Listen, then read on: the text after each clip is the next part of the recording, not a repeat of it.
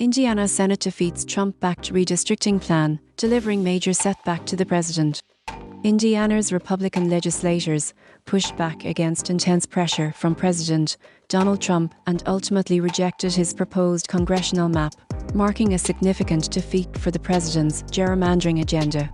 In a 31-19 vote, the GOP-controlled state Senate turned down a plan that would have added 2 safe Republican seats, a move that could have bolstered the party's chances of retaining control of the U.S.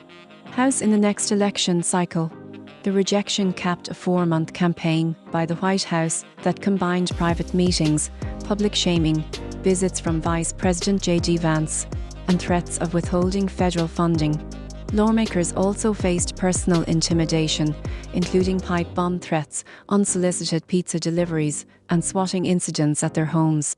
State Senator Greg Good condemned the outside influence, citing misinformation, social media attacks, and threats of primary challenges.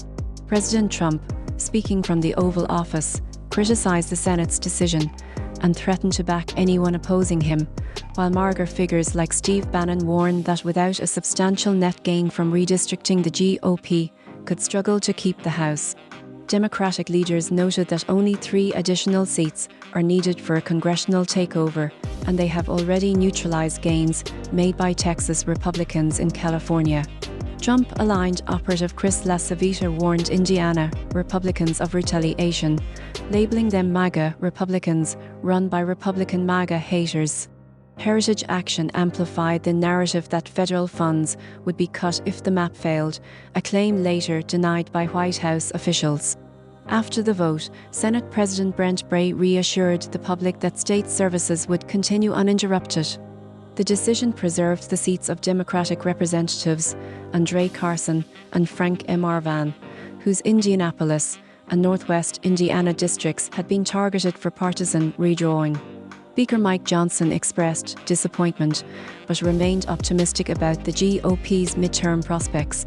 The episode laid bare the growing rift between the MAGA faction and traditional conservatives within the party, especially after the recent death of activist Charlie Kirk, whose Turning Point action pledged financial resources to challenge dissenting Republicans. Neighboring Illinois praised Indiana's stand against external pressure, while attention now shifts to Florida, where Republicans debate redistricting amid a state constitutional ban on partisan maps.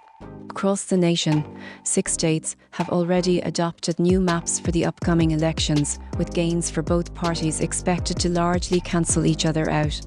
Nonetheless, Indiana's vote stands out,